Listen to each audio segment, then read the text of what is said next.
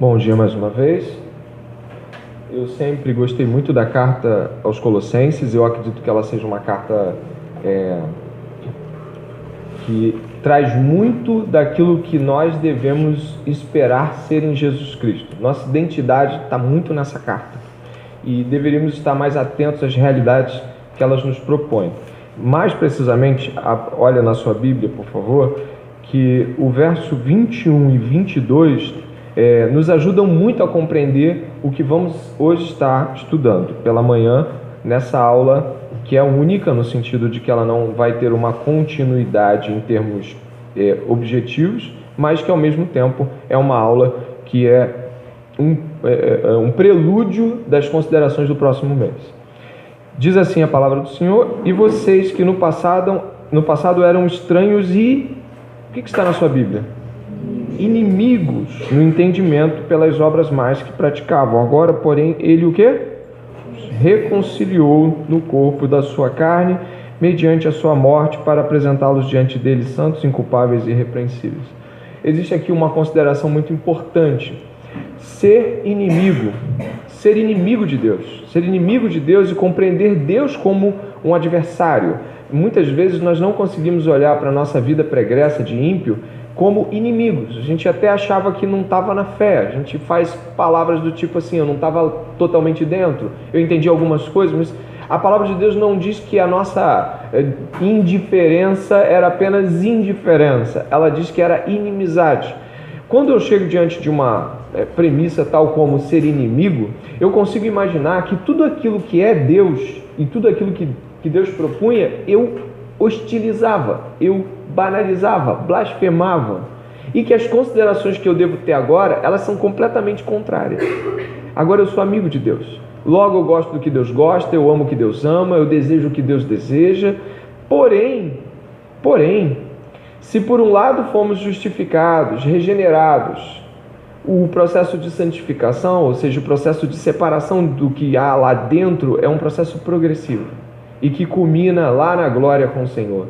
Logo, há pessoas aqui, e eu me incluo dentro delas, que diante das coisas que ouvem e se tornaram participantes ao longo da jornada, às vezes não se desapegaram dessas coisas, não se desarraigaram delas e permanecem ainda com aqueles mesmos pressupostos, ou seja, pressupostos inimigos, pensamentos inimigos de Deus. Portanto, diante do tema que nós vamos tratar, vamos estar tratando hoje sobre identidade e sexualidade, tendo como base, mas não apenas, tendo como base um livro do Pedro Dulce, que está disponível pela Monergismo, Identidade e Sexualidade. A gente vai estudar a sexualidade humana em um ponto de vista genuinamente cristão. Por que isso é importante?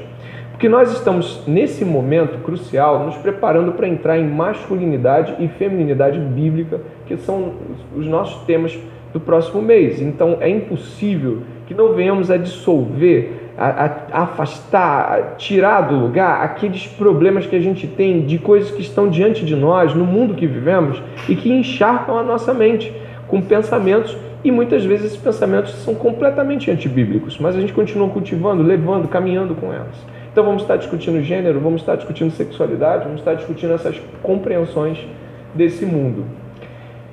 É uma aula, mas no final a gente se organiza para fazer perguntas, respostas e compreensões. Lembrando, aqueles que já tiveram a oportunidade de entrar numa sala de aula de faculdade, já perceberam que o professor nem sempre, ou a maioria das vezes, não esgota o assunto. Ele propõe um assunto que venha a ser desenvolvido pela sua própria vontade de que ele seja maior. Então, nenhuma sala de aula, ela esgota o assunto. Então, nós não estamos em sala de aula nessa manhã para esgotar o assunto, senão a aula não vai acabar. Então, nós vamos ter um objetivo. Qual é o objetivo dessa aula? Compreender como o mundo entende gênero e sexualidade e compreender a resposta adequada das Escrituras diante disso. Então, nós não vamos estar entrando intrinsecamente, isso vai ser feito depois, em papéis, papel de homem, papel de mulher, vocês estão entendendo? Nós hoje vamos afastar aqueles pressupostos iniciais para que possamos caminhar nestas coisas. Então, a aula não tem como objetivo ser uma aula com todas as respostas, mas uma aula inicial que vai estruturar a sua mente. Mas que mundo é esse? Que mundo é esse que nós estamos vivendo? O que de fato é a a discussão sobre sexo, sexualidade, gênero, homossexualidade, homoafetividade, heterossexualidade, bissexualidade. O que nós estamos falando quando falamos sobre todas essas coisas? Bom, isso é um livro para crianças. Esse livro para crianças, ensinando a questão do gênero, é Princesas de Capa, Heróis de Avental. É muito bonitinha a imagem, mas ela é completamente imbuída da ideologia de gênero e tem como objetivo dissolver isso a níveis infantis. Aquilo ali é um símbolo genérico da igualdade de gênero, apontando para uma realidade que hoje é a realidade, talvez uma das mais discutidas. Todos aqui, se puderem levantar a mão e compartilhar, já ouviram falar sobre ideologia de gênero? Ou não? Sim, talvez. A maioria. Aqueles que estão acordados? Não, estou brincando. E esse tipo de compreensão está nos livros escolares já. O livro escolar da minha filha tem uma multiplicidade de famílias. E aí, como é que você vai lidar com isso? De todos os padrões e modelos que você imagina. Então, como é que você lida com isso? Você simplesmente fala assim, senta com a sua filha e fala, Deus fez assim, é assim que é, e não discute, não abre. Progressivamente precisamos fazer isso, né? Então, a aula de hoje tem como objetivo iniciar essa discussão. Eu gostaria aqui de pensar também no avanço midiático que isso tem tido. Todos aqui conhecem o Pablo Vittar, né? Pablo Vittar é um pequeno estudo de caso que eu vou propor aqui. O Pablo Vittar, ele tem uma ascensão meteórica de 2017 para cá. Ele está aí, como você pode ver, né? Aqui em termos, né, de uma utilização feminina na gramática ali. Ela também apareceu na lista de 50 artistas mais influentes das redes sociais da revista americana Billboard, tá? Em 2018, ficando em 44º lugar, e seu nome foi um dos mais buscados no Google do Brasil. De 2016 para 2017, Pablo teve um crescimento de 53,7% no Spotify, plataforma mundial de streaming, tem 140 milhões de usuários. Seu número de seguidores nesse serviço também cresceu, 3,8%, chegando a 3,9 milhões. Caetano Veloso, por exemplo, 1,8 milhões, Gilberto Gil, 1,3, Chico Buarque, 921,7 mil. Mas por que isso é tão importante? O uso desses artistas consagrados é porque eles têm um tempo maior de jornada e eles têm um número de pessoas que vão se contabilizando por décadas. E em 1 ano e meio, Pablo Vittar conseguiu um alcance midiático que suplantou toda umas 3, 4 gerações em termos quantitativos, e a ascensão dele foi meteórica. Aqui tem o plano dele em relação a 2018. Claro, né, estamos em 2019, eu vou estar lendo uma matéria do início de 2018, tudo bem? Então, perceba, por favor, Pablo Vittar, no caso, quis mirar no público adolescente em 2018. E diz não temer críticas. Depois de Anitta criar uma versão do seu show para crianças e adolescentes, o Bailinho das Poderosinhas, Pablo Vittar decidiu trilhar o mesmo caminho. Os empresários da cantora drag queen, expressão artística que envolve a construção de um personagem, geralmente do sexo oposto, de 23 anos, estão terminando de formatar uma turnê, ainda sem nome, voltada ao público menor de 18 anos para o segundo semestre deste ano. A Pablo tem um público adolescente grande, tem até crianças que acompanham ela e não podem ir ao show. É um público sedento, engajado e que forma a base de fãs. Serão poucos shows e não ficaremos no eixo Rio-São Paulo. Queremos fazer em várias regiões do Brasil. Adianta a BBC Brasil, o empresário da cantora, Ian Hayashi. As apresentações acontecerão à tarde ou, no máximo, com término às 20, para atender as demandas da classificação indicativa para menores de idade. E nenhuma música precisará ser cortada, afirma ele, porque não há letras inapropriadas para esse público. A ideia é fazer um show diferente, especial, com um novo cenário, novas danças, e faremos essa turnê ao mesmo tempo em que ela estiver com a do disco novo. Ataques. Hayashi diz que a cantora e toda a equipe estão preparados para eventuais ataques por parte de conservadores ou até para possíveis tentativas de impedir as apresentações de Pablo. e que isso não as fará desistir do projeto. Ele diz: não temos medo de ataques. Nessa sociedade em que vivemos, não tem como fugir disso. O conservadorismo está crescendo e as pessoas com as redes sociais acabam ampliando essa voz, esse discurso conservador. Mas antes de tudo, a Pablo e nós pensamos muito nos fãs. Tem garotos que estão crescendo e começando a entender a identidade de gênero e se espelham na Pablo. Então a mensagem que queremos passar para eles é: podemos ser o que quisermos, diz. E temos que mostrar que é preciso aceitar as diferenças. O caráter, os valores não mudam por causa do gênero, opção sexual. Independentemente do que venha de ataques, vamos segurar a barra como seguramos o tempo todo. Onde nós chegamos aqui? Você percebe um engajamento objetivo do empresário do Pablo Vittar em termos de contribuir ou mesmo capitanear um discurso muito aberto acerca de ideologia de gênero e que possa ser um discurso que vá na direção dos mais novos, que estão procurando respostas e procurando referenciais. Logo, Pablo Vittar, compreendendo a sua realidade junto com o seu empresário, ele propõe então uma atuação nos mais jovens, a fim de, obviamente, propor não uma discussão, mas propor uma referência que lhes venha a atrair os seus corações.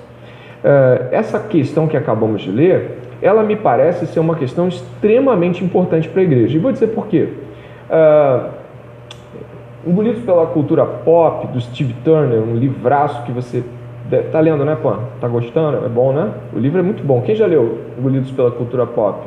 O livro traz um olhar muito mais amplo. Ele vai falar, por exemplo, sobre o fato de que a gente pensa que está se distraindo, passando o controle remoto assim da TV, né, e a gente está procurando uma série, enquanto você está procurando uma série na Netflix, enquanto você está vendo várias imagens, gente pelada, gente sem roupa, tem muita coisa acontecendo ali, e quando você está passando e você entra, você acha: vou distrair, eu vou ver uma série. Steve Turner diz: olha, se tem um modo com o qual as coisas entram com facilidade na nossa mente, é quando estamos desarmados, completamente abertos a apenas nos distrair. Aquilo toma o nosso coração e aquilo nos coloca à disposição daquele nível de pensamento. Quando nós falamos assim, imagine só, você vai ver um filme agora que fala contra Cristo, você se arma. Peraí, eu vou ver as heresias desse filme, eu vou, como diz minhas filhas, né, vamos botar o óculos da cosmovisão cristã. Mas e se eu digo assim: vamos distrair, senta aqui, vem ver esse filme comigo. Você está desarmado, você está aberto a essa influência, você está sem defesa contra ela.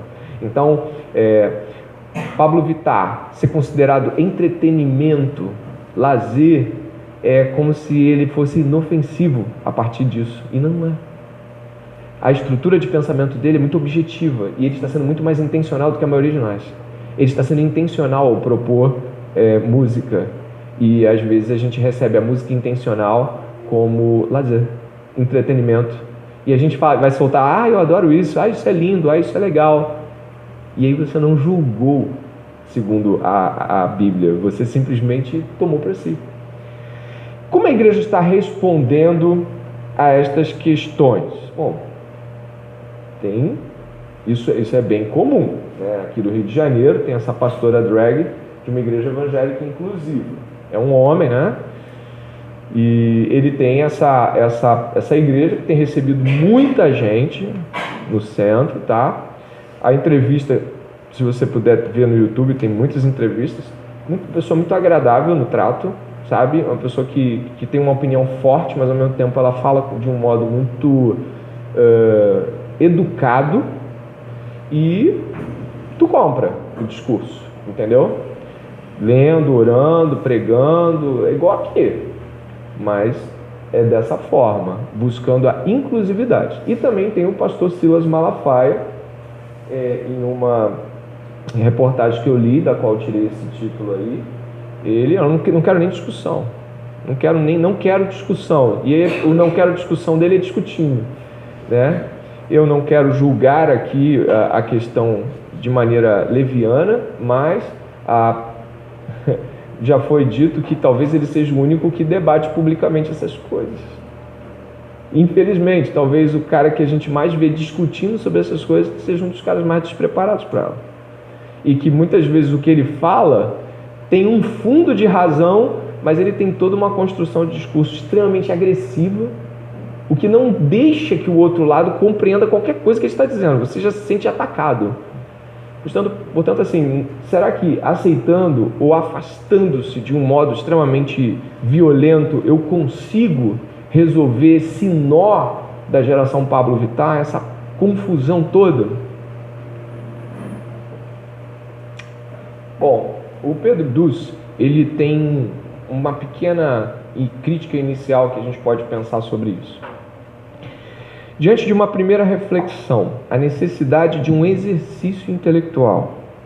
Nesse sentido, diz o Dus, as questões de gênero, sexo e sexualidade apontam para outra fragilidade na formação intelectual brasileira, a qual eu já vinha discursando no livro. A ausência de lentes bíblicas para enxergar o quê? Toda a realidade. Não é apenas aquilo que eu estou indignado, mas tudo ao redor precisa ser examinado por uma arguição. Logo, quando nós caminhamos para uma compreensão total, nós vamos caminhar, obviamente, para uma compreensão intelectual. Não tem como não haver um exercício intelectual, já que a coisa é muito complexa. Então, toda vez que você tenta apenas reduzir as coisas aos jargões, para os dois lados, não se dissolve. E como nós já percebemos, o mundo jaz aonde? No maligno. A tendência de uma não discussão dessas coisas não é que eles vão recuar.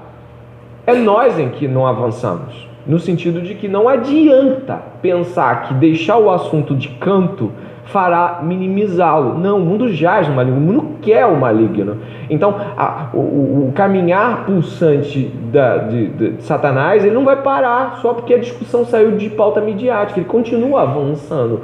Então, nós como cristãos precisamos de um exercício intelectual muito grande, porque a questão de gênero, sexo, sexualidade, ela já tomou completamente a nossa geração. Ela misturou todas as coisas e chama de amor. E agora? Como se faz? Né? Então, partindo disso, eu gostaria primeiro de dizer para você o que é a visão humanista. Como uma pessoa que é a favor da ideologia de gênero, como ela fala disso? É importante entender o que está na mente dessa pessoa. O que ela está dizendo quando ela fala, eu sou a favor, eu concordo. Então eu gostaria que você pudesse prestar atenção aqui nesse pequeno e complexo emaranhado, tá bom? Gênero. O que estamos falando quando dizemos sobre gênero? Gênero é como a pessoa se vê atuando dentro de um campo, papel masculino ou feminino. Então, gênero, e aí eu venho para cá, gênero é tudo que fala sobre os corpos e suas possíveis sexualidades, ou seja, de que modo você cumpre o papel dentro do meio. Será que você é do gênero masculino, do gênero feminino? É como você se comporta, é como você se porta em relação. Aí eu já vejo uma contradição interna interessante, né? Porque até para que você possa olhar para si mesmo enquanto gênero, você vai ter que usar um papel tradicional definido na comparação. Você vai falar, eu sou do gênero masculino, né? Até para usar o gênero masculino, você tem que pensar no masculino clássico para você tomar o gênero masculino como gênero.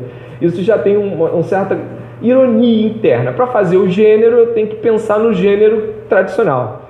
Gênero feminino é o modo como eu atuo dentro de um papel feminino clássico, né? O Dulce fala isso o tempo todo, né? Quando ele vai falar aquelas palestras de teoria queer. Se você puder assistir, ela é muito legal. As sequências todas, acho que são 2 ou 3, não sei. O Dulce foi o meu primeiro contato até com o Pedro Dulce, foi há uns 2 anos atrás, ouvindo a palestra dele sobre teoria queer. Onde o problema dessa questão é que você sempre vai precisar de um referencial. Até para que você seja um homem achando que é mulher, você vai pegar o papel clássico da mulher, a posição, a mão, a voz, os trejeitos, você vai ter que fazer aquilo ser seu papel. Então já tem uma espécie de ironia ou contradição interna. Aí tem daquele lado lá. Qual é a premissa? Você sabe o que é epistemologia? Epistemologia é da onde vem o fundamento, da onde vem a sua fonte de conhecimento. A epistemologia cristã é a estrutura revelacional da Bíblia. Nós cremos na Bíblia como fonte de conhecimento. E eles, quando alguém da ideologia de gênero pensa em obter uma epistemologia, um pensamento, ele pensa em uma realidade e vivência. O que você está vivendo, o que você está executando passa a ser a sua fonte de discussão. Então você se comporta como homem e a partir desse comportamento que você está escolhendo, você pode falar para as pessoas. Muitos gays, inclusive, falam que a gente não pode discutir isso sendo hétero porque você não sabe o que é ser gay. Então a vivência passa a ser uma espécie de campo de fonte de conhecimento. A vivência. Você está vivendo, você está sentindo essa vivência, você está desejando essa vivência e logo ela se explica a partir de você e da sua relação com o que você está vivendo. É estranho e passa a ser subjetivo ao extremo. Mas enfim, a gente caminha. Eu vou ler daqui para não me esgueirar tanto. Binarismo macho e fêmea, está ali embaixo, não é a vivência de todos. Insistir nessa configuração como a única possível não seria nada democrático. Parece até ideologia de gênero. Ele está brincando aqui, fazendo ironia consigo mesmo. Brincadeiras à parte, o que ele está dizendo é que parece que do campo da vivência não comporta apenas homem com mulher. Porque no campo da vivência, da experiência pessoal, você tem N relações que se estabelecem em vários padrões, gêneros e pessoas que desejam se atraem, e a vivência acaba construindo a própria natureza do conhecimento. Logo, qual é a fonte de conhecimento de alguém que pensa em termos de ideologia de gênero? É a vivência daquela pessoa que produz um conhecimento acerca do que gênero pode ou não ser. Então, ideologia, eu sei que está difícil de ver, mas depois você vai ver no grupo lá. Ideologia é um conjunto de ideias, doutrinas, visões de mundo de um determinado grupo, orientado para suas ações sociais e políticas. Destrinchando, gênero. Como a pessoa se vê em termos de papel de atuação na sociedade, feminino ou masculino. Sexo. Diz respeito à genitália, o corpo especificamente. Nasceu com um corpo masculino, nasceu com um corpo feminino, aí eles usam a expressão sexo. Sexualidade, o que fazemos com o nosso corpo em relação ao nosso gênero. Diz sobre a atração e prática sexual. Uma pessoa trans pode se definir como hétero, homo, bissexual, para você ver como é que a coisa vai ficando mexida. Ou seja, eu cumpro o papel masculino na sociedade, mas a minha sexualidade é feminina. As coisas começam a se entrelaçar a tal ponto de que você tem uma grande, uma pan mistura de coisas. Gênero fluido, inclusive a Pablo Vittar se coloca nesse quesito. O que seria gênero fluido? Se compreende tanto como homem quanto mulher em termos de gênero. Tipo assim, eu sou todos, eu sou quando e eu sou como eu quiser, e eu posso estar assumindo papel masculino, papel feminino. Eu peguei umas fotos do Pablo Vittar atuais, tipo coisa de mês passado, ele menino, né? Camisa de menino, calça de menino, olhando assim de óculos, menino, sem peruca, e outras como uma mulher, né? O papel. Então o que ele está dizendo ali? Eu posso fazer o papel masculino, eu posso fazer o papel feminino, o meu gênero é o que eu quiser. Aí esses tomos que eles vão cortando eu posso fazer o papel masculino, eu posso me vestir como o homem que vocês esperam que eu seja e posso sentir atração por homens. E aí eu cumpro a sexualidade homo, mas eu nasci com a genitália de sexo masculino. Então, tá vendo a divisão? Gênero é papel, na visão deles. Sexo é o corpo, a genitália, masculino ou feminino, nesse sentido como nós conhecemos. E a sexualidade é como eu me relaciono com o meu corpo em relação ao corpo do outro. Pois é. Como nós podemos compreender essa realidade e avançar nessa compreensão? A verdade sobre ideologia de gênero. Eu vou usar o Doiver aqui para tentar dissolver um pouco essa questão. Hermann Doiver, nesse livro maravilhoso aí, que é o Raiz da Cultura Ocidental, o Hermann Doiver, ele trata de 3 tipos de pensamento: pensamento pagão, pensamento secular e pensamento cristão. E o Doiver vai falar que o homem, a natureza humana, é natureza religiosa. O homem é religioso. Ele tem um núcleo de devoção, ele tem um núcleo de adoração, ele tem um lugar para onde ele aponta a devoção dele. E essa devoção, ela rege todas as demais particularidades laterais a ela. Raiz da cultura ocidental: uma cuidadosa avaliação das forças motrizes religiosas, pagã, secular e cristã. Doiver sustenta que o pensamento teórico nunca foi nem jamais poderá ser neutro. Cada pensador é movido por um impulso religioso ao tentar definir a realidade e explicitar a sua cosmovisão. E aí eu sigo. A sexualidade como ídolo. Doiver vai tratar assim a perspectiva. A sexualidade é apenas um âmbito de nossa experiência temporal, que é um âmbito bom e criado por Deus, ou seja, um aspecto da criação importante, que é como nos relacionamos com a afetividade e com o libido.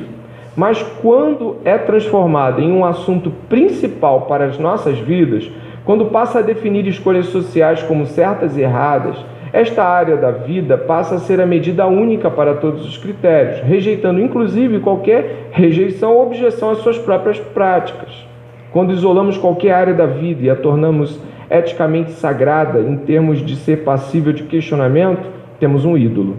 Quando se toca no ídolo, as pessoas se movem agressivamente, pois ele está construído no coração religioso do homem, onde prazer e vontades estão ocupando seu trono. Violento, né? A compreensão de Doiver me parece ser extremamente importante. Sabe quando a gente fala assim, eu estou viciado em alguma coisa? A gente costuma usar essa expressão. O Doiver ele vai dizer que o vício é apenas uma expressão comum do ídolo. Quando digo, estou viciado nisso, estou viciado naquilo, o que eu estou dizendo em termos bíblicos é, eu tenho um ídolo e eu o amo e eu dependo dele para que haja um alívio. Eu dependo dele para que haja um escape da minha atenção. É quando o salmista se aproxima de Deus como a corça anseia por águas. O pagão anseia pelo ídolo. Logo, quando nos aproximamos de nossos ídolos, você já viu como uma pessoa fica afetada se tirar dela um ídolo, uma droga que ela é viciada, enfim, não tem fatores apenas químicos, mas afetivos envolvendo todo o campo ao redor? Logo, quando você toca num ídolo de alguém, ela age com agressividade. E essa é a postura comum de quem é questionado sobre sexualidade. Quando um cristão questiona a sexualidade alheia. Mas será que é só um cristão quando questiona? Não. Você já viu quando alguém é questionado sobre sua postura no namoro? Que é isso? Você quer que a gente viva no quê? Você já viu quando pessoas constroem personalidades idolátricas para si mesmo e elas não se permitem ser questionadas? Eu me lembro de mim mesmo, e eu vou dar um exemplo de mim mesmo, quando comecei a jornada cristã, e eu me lembro que minha esposa tinha uma demanda a resolver, e ela procurou uma pastora de nossa igreja, e eu tinha um ídolo tão forte cercando a minha própria personalidade, no sentido de que, cara, eu sou um cara que prega o evangelho, como pode a minha esposa ir lá e relatar um pecado que eu estou cometendo?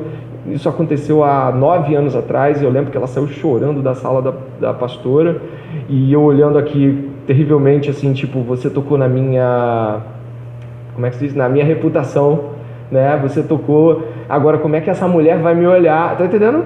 Então, a minha reputação idolátrica não permitia que minha esposa pudesse ir na direção daquela outra para dizer algo que eu estava errando, porque aquilo era uma construção também. É como se fosse assim, cara, como posso? Isso, o ídolo da personalidade, né? O ídolo da construção personal, nos impede de confessar pecados uns aos outros. O que ele vai pensar? Você está construindo um ídolo, porque você está ignorando o fato de que é pecador e está construindo uma espécie de reputação idolátrica. O Doiver vai dizer que todas as áreas foram afetadas. Logo, em todas as áreas, ídolos se erguem. E a sexualidade também, onde a gente vai tocar já a questão sexual como um ídolo. Portanto, gostaria que você pudesse entender que quando nós estamos diante de uma pessoa que idolatra sua postura sexual, sua compreensão sexual, o que você estará fazendo é tocando na religião. Cuidado! E é assim com times de futebol para muitos, é assim com consumo de mídia. Você já viu alguém que gosta muito de uma série, de um filme, de alguma coisa? Quando você toca e diz assim, você já pensou bem se isso é algo para um cristão ver? Já viu a reação? É uma reação até de dor. Já teve essa reação ou só eu que tive? Uma vez uma pessoa chegou, estava me vendo ouvir um rock, e a pessoa falou assim, uns anos atrás, foi engraçado. Depois disso eu tive que mudar. A pessoa falou assim, vem cá, você está ouvindo essa música? Eu falei, tô. Mas você sabe o que diz essa letra?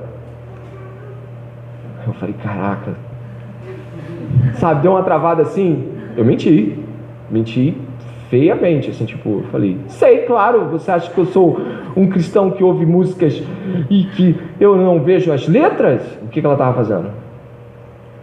Tocando no meu ídolo de música, que é assim, eu ouço o som. E aí eu esqueço que tem uma mensagem, eu faço assim, tem uma mensagem, mas eu vou fazer de conta que não tem, eu vou ouvir o som. E é engraçado porque quando a pessoa me tocou, eu agi agressivamente.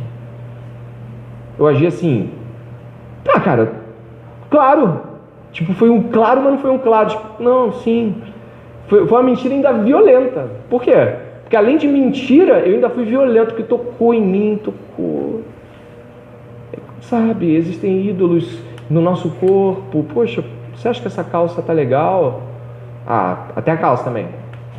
Sabe, nós o tempo todo estamos tentando proteger os nossos ídolos porque eles constroem realidades ao redor de nós e essas realidades são todas religiosas. Todas, porque o homem é religioso. O homem é religioso. Ele vive suas liturgias, como já foi ensinado aqui em James K. Smith. E as liturgias se tornam cada vez mais sagradas. E quando elas são questionadas, o ídolo é revelado. Tá?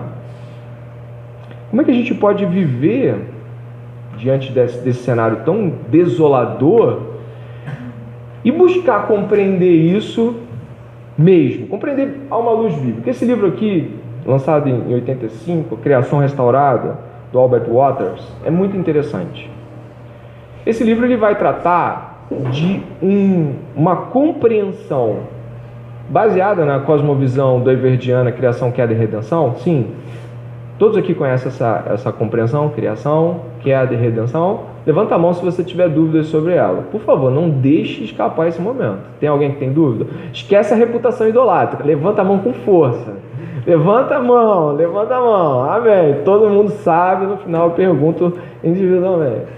Mas esse camarada faz um negócio muito legal, que é compreender que a sexualidade, é uma das partes, né, do livro, ela é orientada, tal como qualquer área da vida, e aí a gente vai na perspectiva das esferas, né, do Kuyper, né, qualquer área da vida, ela é orientada por estrutura e direção. Repetindo, Deus criou as coisas com determinada estrutura e apontando para um telos, né, para uma direção, para um propósito. Isso não mudou. A queda não alterou os propósitos e nem tampouco pode ser ignoradas as alterações da estrutura, ou seja, a estrutura e a direção foram afetadas pela queda, mas continuam. Deus não fez ou ainda não fez, pelo menos, né, até onde nós entendemos as Escrituras, Deus não apagou Gênesis 1, 2 e falou assim, lê só o Novo Testamento. Não houve isso. Não existe isso. A criação se mantém nesse sentido inalterada. E aí temos aqui, dá uma olhada comigo, parâmetros básicos da visão de mundo cristã. A sexualidade humana é tanto estrutural quanto direcional. Isso significa que nós temos de olhar para toda a realidade, enxergar tanto a estrutura quanto para onde a estrutura aponta. Deus criou todas as coisas pela sua palavra. Ele deu leis à realidade. Nossa sexualidade, o trabalho, cultura, casamento e tudo mais que já foi criado possui uma estrutura que está intimamente relacionada com a realidade como um todo. A estrutura essencial de todos os aspectos é a ordem criacional. As leis que são definidas na criação. Como assim? Como assim? A criação foi refeita em Cristo, que cumpriu a lei de Deus.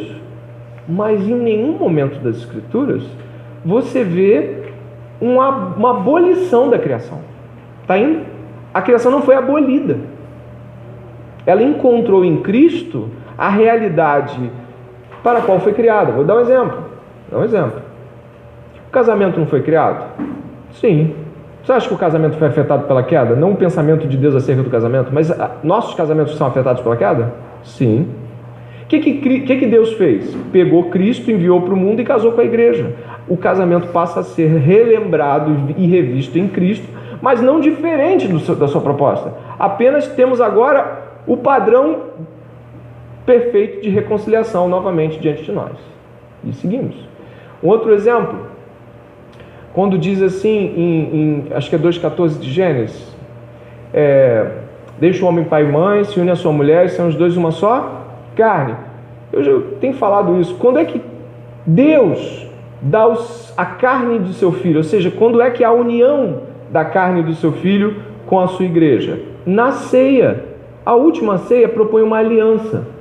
Jesus fala: este é o meu corpo dado por vós. Quando o corpo de Jesus é dado? Quando a aliança é colocada adiante. Logo, por que nós damos o nosso corpo só depois da aliança? Porque Cristo nos fez lembrar Gênesis 2,14, cumprindo. É por isso que os nossos corpos, enquanto solteiros, devem ser preservados para a aliança, porque em Cristo o casamento se torna exuberantemente lindo como deveria ser desde a criação. Cristo cumpre, mas Ele não abole. Ele cumpre Gênesis, mas Ele não abole a criação e suas leis estruturais direcionais. Está indo? Jesus continua sendo o filho que deixou o pai e mãe e se uniu à sua esposa. Portanto, nossa visão acerca da criação precisa ser assim. Olha o que Jesus fala em Mateus 19, 4, 8. Olha que interessante o que Ele faz. Você lembra aquele quebra-pau de Jesus, a questão do divórcio? Quem lembra disso? Os fariseus lá, Moisés deu carta de divórcio. Olha o que Jesus faz. Ele, porém, respondeu: não tendes lido que aquele que os fez no princípio macho e fêmea os fez e disse: portanto deixará o homem pai e mãe, se unirá à sua mulher e são os dois uma só carne? Assim não são mais dois, mas uma só carne. Portanto, o que Deus juntou, não separe o homem. Disseram-lhe eles: então por que mandou Moisés dar-lhe carta de divórcio e repudiá-la? Jesus vai usar o argumento da queda, Disse-lhe, pois, Moisés, por causa da dureza dos vossos corações, vos permitiu repudiar vossas mulheres. Mas aonde? Lê ali. Ele está dizendo o seguinte: existe uma estrutura e direção para o casamento, mas a queda manchou isso. Mas não é assim desde o princípio. Ele evoca a ordem e direção estruturais. Ele traz de volta. Ele nos faz lembrar o propósito, a estrutura, a direção para a qual fomos criados. Jesus não destrói aquilo que Ele mesmo fez. Portanto, Ele mesmo está chamando a atenção aqui. Parem de criar motivos para se divorciar. Vocês não foram criados para se divorciar. Vocês não foram criados para se separar, porque quando juntos não podem mais ser separados. Mas Moisés deixou. Moisés deixou para vocês não se matarem. Mas olha o princípio. Aí Jesus nos joga lá para o princípio. Lindamente Ele nos traz para o princípio. A ordem da criação é a estrutura e direção. E a queda? A queda, o advento da queda, a situação que envolve a queda, é o nosso segundo olhar. Qual é o problema, muitas vezes, de lidar com as questões que envolvem sexualidade e gênero? É que tem gente que olha a criação e discute: mas Deus fez macho e fêmea, mas Deus fez macho e fêmea, mas Deus fez macho e fêmea, e não consegue incluir a questão da queda na compreensão da situação dramática que aquele indivíduo está vivendo diante dele. E aí não consegue dialogar, não consegue entender, porque não tem o olhar da queda. A introdução do pecado no mundo trouxe um novo elemento para considerarmos nossas realidades. O pecado não destruiu a sexualidade, mas as boas estruturas de Deus foram apontadas em uma direção o quê? Apóstata. Apostatar é dar as costas. É voltar, na verdade é cumprir aquela realidade de inimigos. A sexualidade não acabou, mas ela foi apostatada. Olha o que o Dulce fala aí. O pecado coloca a nossa sexualidade em uma direção contrária e faz com que ela saia de um estado de ordem para total desordem, afetando consideravelmente quem nós somos, isto é, nossa identidade. Olha que legal essa percepção que a gente vai ter do pecado. Olha só. O pecado é uma caricatura. Como fazem os cartunistas que realçam na caricatura um traço da pessoa a quem desenham, o pecado também faz assim. Ainda que possamos perceber o exagero de um nariz ou boca desenhados, podemos reconhecer a pessoa pelo contorno geral. Você consegue perceber que existe sexualidade, estruturalmente falando, em uma prostituta? Sim. Ela está exercendo sexualidade? Sim. Você consegue perceber o contorno da criação de Deus? Ela pode ou não sentir prazer com os homens com quem se deita? Sim, você consegue perceber que há uma estrutura sexual, mas ela apostatou na direção. Então, quando nós estamos diante, por exemplo, de um adolescente com 11 anos, 12 anos, e ele fala assim: estou desejando o meu coleguinha do mesmo sexo. Você tem que ter muito cuidado, porque ele estar desejando é a boa estrutura de Deus, a sexualidade. E naquele momento você deve felicitá-lo por ele estar exercendo algo que Deus lhe deu. E ao mesmo tempo demonstrando que a direção que a revelação nos propõe é de que essa vontade é apóstata e caída, e que ela não cumprirá nem tampouco os propósitos de Deus e nem jamais o completará enquanto identidade, enquanto pessoa, porque está numa direção contrária.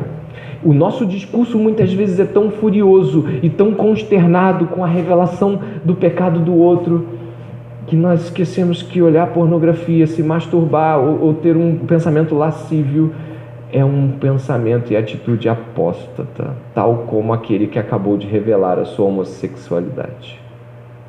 E aí, ao não perceber a gravidade e a extensão da apostasia, a igreja pode cair no moralismo ou ela pode cair no inclusivismo, a conformação com o pecado ou a fúria moralista do ódio contra o pecador, se esquecendo que nós mesmos somos pecadores. A prostituição, homossexualidade, adultério e outras deformações da ordem criacional sexual são caricaturas da boa criação de Deus. Já viu uma caricatura? O nariz está mais alterado, a orelha, o cabelo. Você ainda vê a pessoa, mas ela está... Então o pecado ele aumenta uma área. Vou dar um exemplo. Se você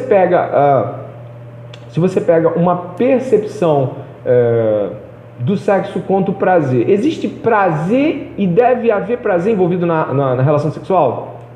Sim. Mas se isso é uma orelha que eu estico, eu caricaturo isso e falo: se não tiver prazer, não está cumprindo a função. Aí eu desordeno, porque eu trago isso para uma região que não é a ideal. E aí a mulher ou o homem que não está sentindo prazer com o seu marido vai definir que a sua questão de sexualidade está completamente errada, insatisfeita, tem que buscar um outro parceiro, tem que acabar, esse casamento não dá prazer. Então o pecado ele deforma, esticando para um lado aquilo que deveria estar em uma direção, em uma posição correta. Aí tem no final, não se trata de héteros versus gays, por exemplo.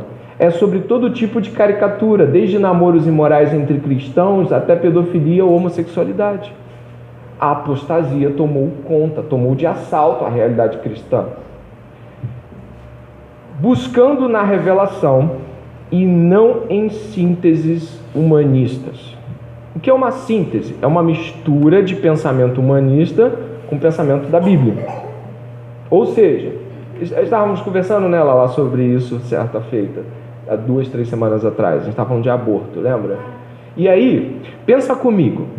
Quando Jeremias e Paulo afirmam ter sido escolhidos no ventre de suas mães, e também o Salmo 139 diz que Deus nos via substância ainda informe, no hebraico alguma coisa como realmente líquidos e substâncias, assim, não há nada mesmo, não há nada nem que você possa perceber que abortou, se você abortar, é algo tão... Entende? Substância ainda informe, ela não tem forma humana, ela não tem aquilo que define visualmente um humano. A revelação está dizendo o quê? Que Deus nos conhece no ato conceptivo. Aí, vamos supor que a biologia ou a sociologia, ou seja, qualquer logia defina que o ato humano ele compreende-se quando o bebê se mexe, ou então com 2 semanas, ou quando tem sistema nervoso central, ou quando tem coração. Sabe todas essas arguições? O que nós estamos pegando é um dos ídolos e ele dizendo assim, eu tenho a resposta. Aí vem a biologia. É a coluna cervical. Quando tem a espinha... é gente, não pode mais abortar. Aí vem a sociologia. Não, olha só, o feto é um ser social. Quando ele começa a se mexer, é porque ele está estou criando aqui, tá? Ele está respondendo o lado de fora, então ele já é um ser social, não pode. Então isso acontece lá pelo 5º mês, 6º mês, não pode. Olha só, a gente está pegando fora da revelação e respondendo a uma questão que a revelação já diz claro, substância ainda informe, entrou, só sai se Deus deixar e só morre se Deus matar. Então, está resolvido. Pode parecer muito bobo, muito simples, mas o Dulce fala o seguinte, a gente não recorre à Escritura na definição desses termos, não recorre. É claro que não é meramente simples. Pode haver um bebê sem cérebro, mas nós estamos tratando aqui de limiares iniciais. Acho que todo mundo está percebendo isso. Então, por exemplo, quando nós pensamos na primeira ordem relativa à sexualidade, qual é a primeira ordem? A primeira ordem é muito simples. Multipliquem-se.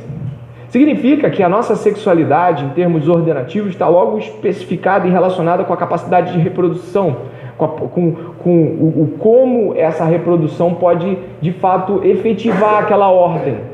Talvez isso poderia ser o primeiro pressuposto a falarmos sobre a questão de como é que se diz? Uma pessoa que nasce com 2 sexos? De um hermafrodita. Ao invés de pegar a biologia, o psique, a gente poderia pensar nas estruturas revelacionais, dizendo assim, olha, de que modo ele pode cumprir as ordens iniciais dadas? Não, mas a sociologia vai ter que se submeter. A biologia vai se submeter. E é claro que nós não temos todas as respostas no sentido mais intrínseco, mas é que nós nunca pensamos nas escrituras como primordiais na resposta. E esse é o pressuposto que chamamos de pressuposto da revelação como tendo base principal. Ontem eu estava estudando com a Raquel isso. A gente estava falando sobre revelação e sobre como a gente não usa a revelação muitas vezes para dissolver casos. Aí acho que ela apresentou uma situação que a gente resolveu com a Bíblia e a gente depois é que se deu conta, não foi, Raquel? Foi alguma coisa assim. Então, olha o que esse cara fala aqui, muito bom, o Albert, no seu livro, ele vai falar assim, o desafio, então, para os cristãos é abrir um caminho entre o falso dilema originado pelos extremos. Mais uma vez, a questão não é sexualidade, é basicamente boa ou má, mas o que é estrutural e o que é direcional na sexualidade humana? Se estrutura e direção são termos de referência, é possível afirmar a sexualidade humana de todo o coração e se opor às suas perversões com igual convicção e vigor. Gente, pode parecer extremamente intelectualizado, mas não é. Se o propósito, por exemplo, de que um homem se junte à sua mulher é se casar, a gente tem respostas para N comportamentos sociais que não se verificam, tipo ficar não entra nem em pauta, o cara dá uns beijinhos por aí, a menina sai por aí, não entra, não tem como você dentro da revelação encontrar espaço para isso, por um motivo muito simples, porque não diz respeito àquilo pelo qual fomos criados. A revelação precisa fazer isso. Tinha uma igreja em Nova Iguaçu que tinha criado quartos para que quase casados pudessem ter relação sexual, porque eles faziam parte de um grupo de elite da igreja e esse grupo de elite bancava uns dízimos muito altos. O professor de seminário que eu tive falou que achou isso um absurdo, mas o pastor da igreja falou assim: eles não vão se casar? Eles não vão se casar? Não vai acabar acontecendo no casamento? Já tem data marcada. Falou isso para ele. E aí a pergunta é: sim, eles vão se casar, eu espero que vão, mas eles vão se casar? Sim. Mas, e a revelação? Diz o que sobre quando o corpo passa a ser uno com o outrem? Na aliança. Bom, se a revelação diz isso, amém. É por aí. Entende o problema? Nós acabamos desconsiderando a revelação. Como pensar revelacionalmente? Percebemos que em qualquer posição de gênero ou sexualidade é possível buscar discernir estrutura e direção. Héteros podem estar buscando a estrutura correta, mas indo para a direção errada. Ou seja, sim, um homem foi feito para uma mulher. A vizinha ou sua esposa? Então eu posso estar buscando a estrutura correta do meu corpinho e indo na direção completamente oposta à condição para a qual fui criado.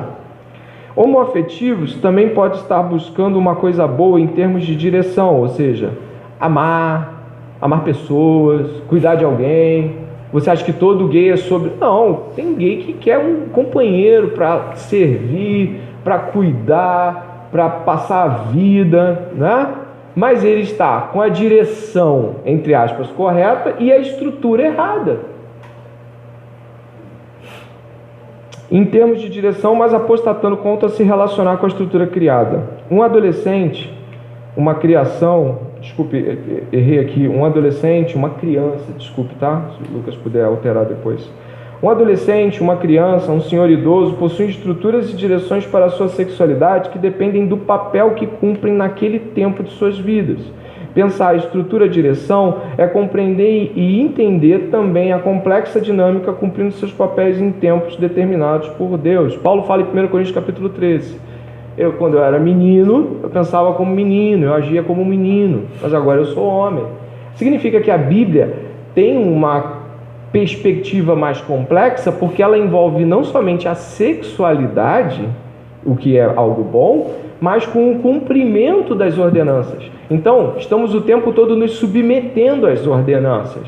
Ainda que uma criança consiga se tornar mulher aos 8 anos de idade e ela tenha ciclo menstrual, nós compreendemos que para a direção, qual é a direção? Glorificar a Deus num casamento. A direção proposta, apesar da sua estrutura estar razoavelmente se adequando, a direção não pode ser cumprida. Logo, nós temos uma base que compreende uma barreira para a pedofilia, que é, temos uma estrutura que se torna possível, mas temos uma direção que ainda não pode ser cumprida. Então, se a Bíblia não fala, essa idade é pedofilia e essa não, a compreensão no cumprimento da sexualidade dos papéis nos traz à luz a compreensão clara de que não podemos colocar uma criança para se casar ainda. Mesmo que ela tenha ovulado, mesmo que ela tenha... Não tem como. E isso nos traz a compreensão certa. Acho que ainda estávamos ali. Pensar estrutura e direção é compreender e entender também a complexa dinâmica, essa complexa dinâmica cumprindo seus papéis em tempos determinados por Deus. Onde chegamos até aqui? E aí eu quero fazer amarrados. A gente precisa fazer esses amarrados para poder ir para o fim. Quando o homem apóstata, o homem ímpio, a mulher ímpia, quando esse homem e essa mulher pensam em sexo, eles separam as coisas a fim de validar sua vontade pessoal de cumprir os seus desejos. Nós somos aqueles que creem que a revelação, tanto quanto serve para dizer que você é perdoado e justificado, deve do mesmo modo valer para você quanto a como se comportar eticamente. Ou seja, ninguém que crê que Jesus Cristo é o Senhor e o seu Salvador, em termos soteriológicos, pode abolir as questões éticas sexuais. porque ambas são revelação. Tomamos toda a revelação, não escolhemos a parte que tomamos. Logo, o propósito do casamento, tal como a justificação, são revelação de Deus e tem suas leis próprias, seu modo de se pensar e não podem ser relativizados pela minha vontade pecaminosa. O meu ídolo, o meu pecado, vai buscar, de algum modo, dizer que não é tão importante assim cumprir aquela ordem, porque aquela ordem ela é cultural, porque aquela ordem, e a gente vai tentar nesse sentido. Uma pessoa chegou para mim há pouco tempo e falou que o discipulado, ou seja, fazer discípulos, era uma questão cultural e de que hoje bastavam salas de aula como essa e que essa necessidade tão pessoal era paulina ou joanina, petrina, até de Jesus devido ao seu tempo, mas de que fazer discípulos não era mais uma prerrogativa personal, mas assim. Eu disse para a pessoa o seguinte: olha, se nós reputarmos o discípulo como uma estrutura metodológica, certo? Era o método para fazer na época e agora não precisa ser mais um método. O que eu vou precisar fazer é um exercício muito maior. É pegar a palavra discípulo e completamente desorganizá-la em relação às escrituras. Que discípulo tem um motivo pelo qual Deus escolheu a palavra para estar naquele tempo. Significa que ser discípulo no século I representava aquilo com o qual o Senhor trabalhava as pessoas e como Ele espera que nós trabalhemos. Aí a pessoa falou assim: não, mas olha só, tudo que nós fazemos é discipulado. Eu falei: sim, sempre ofertamos compreensão de ser discípulo para outros. Mas o que Paulo fazia com Timóteo é distintivo do que Paulo fez com Atenas em Atos 17. A proposição de Paulo enquanto exibição do seu discipulado com Cristo é diferente daquela relação com Tito e com Timóteo. Aquela relação, ela tem um aspecto personal que muito me lembra Pedro, Tiago e João com Jesus. Onde eu chego com você?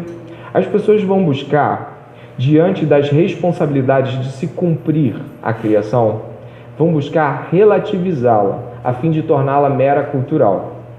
E o discurso de ler a Bíblia num olhar cultural é um discurso liberal, é um discurso de teologia da libertação e é um discurso muito em vogue hoje. Por isso, e aí eu termino aqui, nós vamos discutir no próximo mês questões que envolvem papel de homem, papel de mulher, e nós não vamos poder aqui colocar na conta de nossas criações, na conta do meio onde vivemos, da antiga igreja, não. A igreja do discipulado cristão vai na direção da revelação. A gente vai na escritura e mesmo que isso seja diametralmente oposto ao que seu pai ensinou, fique com a escritura. Mesmo que isso seja diferente do último pastor ou diferente de alguma coisa que eu ensinei há algum tempo atrás, fique com a escritura. E é para esse caminho que nós vamos. Amém?